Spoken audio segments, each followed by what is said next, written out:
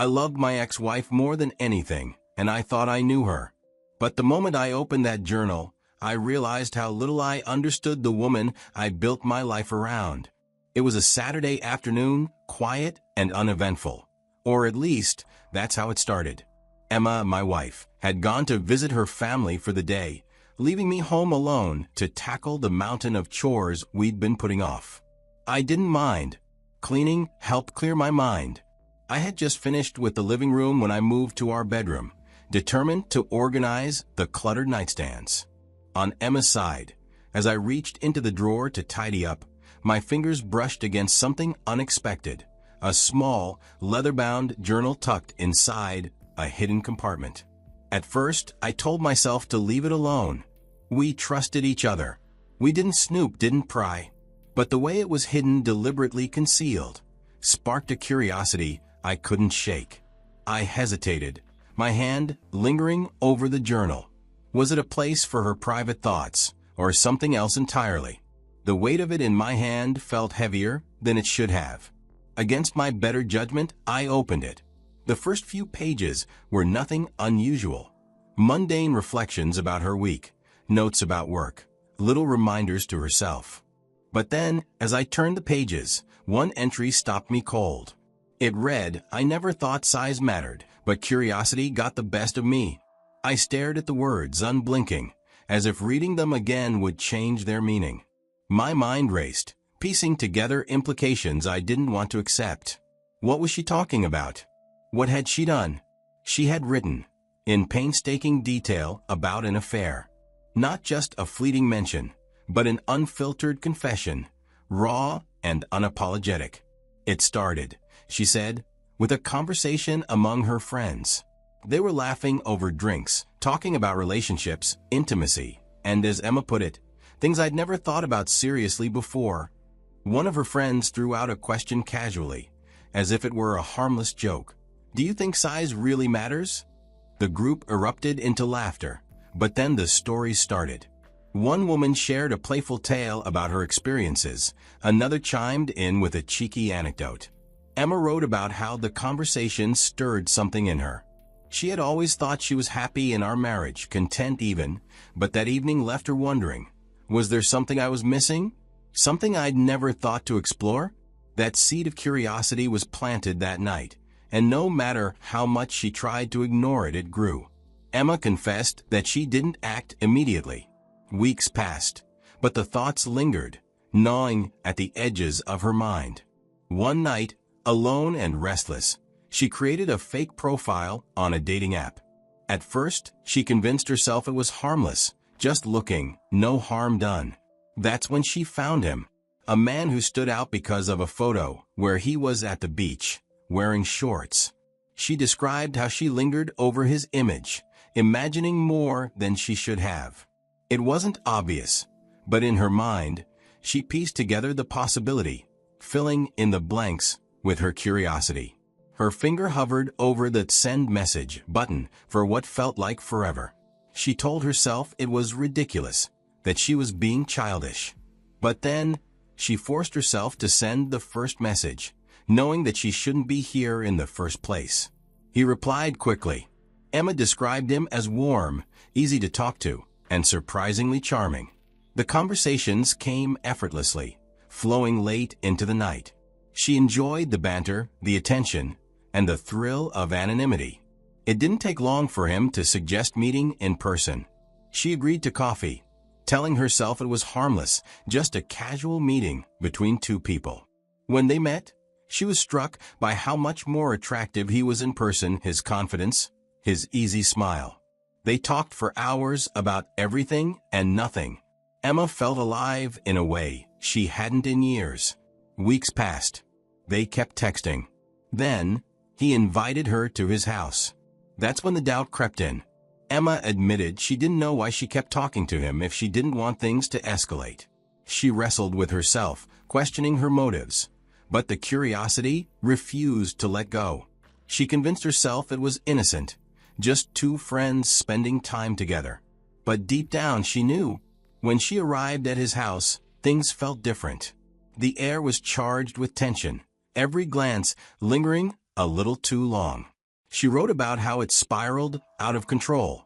Before she could stop herself, the clothes were off, and the act was done. Emma described it as quick and sweet. Sweet. That word lodged in my throat like a stone. She had used it to describe her betrayal of me. But she didn't end the entry there. She went on to write about sitting in her car afterward, crying uncontrollably. She swore to herself that it was a mistake she'd never repeat. I sat on the edge of our bed, the journal in my hands. The words I'd just read replayed in my mind over and over. I couldn't read any further. I slammed the journal shut. A wave of emotions crashed over me. Rage, heartbreak, disbelief. It wasn't just the words I read, but what they meant. The journal didn't just confess her actions. It detailed her thoughts, her curiosity, her choices. It felt like she had taken the trust I'd placed in her and ripped it apart with her bare hands. The journal lay on the bed beside me, but I couldn't bring myself to open it again. I was afraid of what else I might find, what other truths I wasn't ready to face. For a moment, I thought about confronting her right away, yelling and demanding answers. But then I realized I didn't even know where to start. What could she possibly say to justify this? By 7 p.m., Emma was supposed to be back from her parents' hours ago, but she'd sent a text saying she was staying longer to chat. Normally, I wouldn't think twice about it, but tonight was different. I had read her journal earlier that day. Every word burned into my memory. The front door creaked open, and there she was, carrying the warmth of her usual smile. She greeted me like nothing was wrong, her voice light and cheerful. But I couldn't look at her the same way. Beneath the surface of my calm exterior, my mind was racing. I had questions. So many questions. But I wasn't about to start a shouting match or let my emotions take over. Not yet. "Hey," I said casually, keeping my tone steady. "How was your parents' place?" Emma placed her bag on the counter and started talking about her mom's cooking and the long conversation she had with her dad. She was animated, almost too much so, like she was trying to fill the silence with details. I watched her closely, not interrupting. Her gestures, her smile, her voice, they all seemed normal. But now I knew how easy it was for her to hide the truth. When she paused to catch her breath, I leaned back in my seat and asked, "So, how are your friends? You still talk to them as much as you used to?" Her hands froze mid-motion as she unzipped her jacket. Yeah, sometimes," she replied, her voice wavering slightly. She avoided my eyes as she busied herself with hanging up her coat. "What do you guys usually talk about?" I asked, keeping my tone light like it was an innocent question. Emma hesitated, turning to face me with a forced smile. "You know, the usual stuff. Kids, work, random things," she said quickly. Too quickly. I tilted my head, studying her. "Random things like what?" I pressed gently, making sure to sound curious, not accusatory. Her cheeks flushed. She fumbled with her words, stringing together a vague answer about movies and fashion trends. But her nervous laughter gave her away.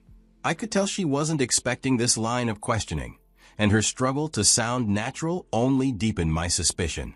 I let her words hang in the air for a moment before nodding. "Sounds fun," I said, letting her think I was satisfied. But inside, my resolve hardened. Her hesitation, her inability to meet my eyes. It all confirmed what I already knew. For now, I played the part of the unsuspecting husband, watching and waiting for the right moment to confront her with the truth. Later that night, I couldn't sleep. The words I'd already read in Emma's journal were burned into my brain. I couldn't stop picturing her with another man. I got out of bed, the moonlight spilling through the blinds, and walked back to the drawer where I'd found the journal. Part of me didn't want to keep reading, but another part, the part desperate for answers, pushed me forward. As I flipped through the pages, my heart sank lower. She had written it all out in her own words. This wasn't some spur-of-the-moment confession. This was thought out. And then I found it, the part that broke me all over again. She'd gone back to him. Weeks after her first mistake, she met the same man again. She had written how guilty she felt after the first time, how she cried alone in her car, swearing it wouldn't happen again. But it did. And this time, she justified it. I told myself I needed closure. I wanted to know if the first time was a fluke. If it wasn't, maybe it would answer questions I didn't even know I had. Closure? How could she sit across from me at dinner, laugh at my jokes, tell me she loved me, and still go meet another man? It wasn't closure she was looking for. It was something else, something she valued more than the trust and love we had built together. The next part cuts even deeper. She wrote, "I was torn. Every time I looked at Nathan, I felt like I was breaking a part of him he didn't even know was broken yet. But when I was with the other man, I felt validated. Like I was finally living out the fantasy I didn't know I wanted." I closed my eyes, trying to steady my breathing, but the words kept coming. I told myself it was just curiosity, but deep down I know it was selfishness. Nathan deserves better, but I don't know how to stop. That sentence hit me like a truck. She admitted it. She knew what she was doing was wrong. And yet, she kept doing it. It wasn't just a moment of weakness. It was a choice. I didn't know whether to cry, scream, or just walk out of the house right then. It wasn't just the betrayal. It was the cold realization that the woman I thought I knew wasn't the person I married. And the worst part? She knew it too. I woke up early that morning, my chest heavy with the weight of what I had discovered. Emma was still asleep, her face peaceful, as though nothing had changed. But for me, everything had. I couldn't stay silent any longer. After making coffee, I returned to the bedroom and gently woke her. "We need to talk," I said, my voice steady but devoid of warmth. She sat up, confused, her brow furrowing as she tried to read my expression. "Is everything okay?" she asked, her voice tinged with unease. I didn't answer directly. Instead, I handed her the journal. "Read it," I said simply, pointing to the damning entries. My calm demeanor seemed to unnerve her more than if I had yelled. She hesitated, her hands trembling slightly as she took the journal from me. "What's this about?" she whispered, avoiding my eyes. "Just read it," I repeated, sitting down on the edge of the bed, my gaze fixed on her. Emma opened the journal, her face turning pale as she recognized her own words. She started reading, her voice shaky. At first, her words were barely audible, as though speaking them aloud made her betrayal even more real. But I didn't stop her. The entries recounted everything, how a conversation with her friends about if size mattered had sparked her curiosity, how she had created a fake profile on a dating app just for fun but ended up meeting someone, how she felt guilty after the first time but went back to him again, convincing herself it was closure. She wrote about her shame and her regret. By the time she reached the end, Emma was sobbing. The journal fell from her hands onto the bed, and she buried her face in her palms. "Nathan, I'm so sorry," she choked out between sobs. "I never meant to hurt you. It was a mistake, I swear." I stayed silent, my heart aching as I watched her crumble. Part of me wanted to believe her, to comfort her.